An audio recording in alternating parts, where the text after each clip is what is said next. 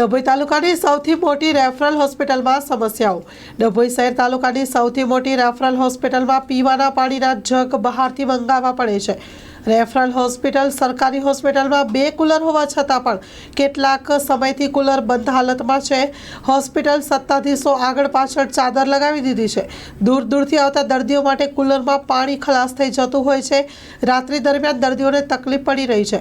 એક તરફ સરકાર પૂરતી સુવિધાઓની વાતો કરતી હોય છે, છતાં પણ ડભોઈમાં સરકારી દવાખાનામાં પીવાના પાણીની સુવિધા નથી।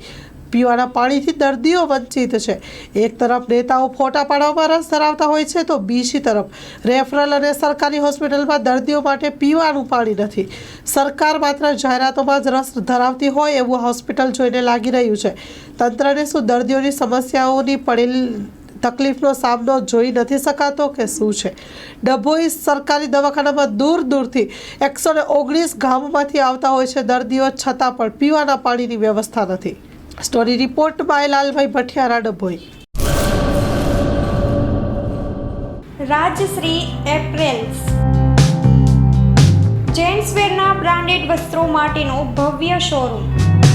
ફોર્મલ, કેઝ્યુઅલ, ફેન્સી શર્ટ, ટી-શર્ટમાં વિશાળ રેન્જ, જીન્સ, ટ્રાઉઝર્સ અને ફોર્મલ પેન્ટની લેટેસ્ટ વેરાયટીઓ। બ્રાન્ડેડ કંપનીના સ્પોર્ટ્સવેર।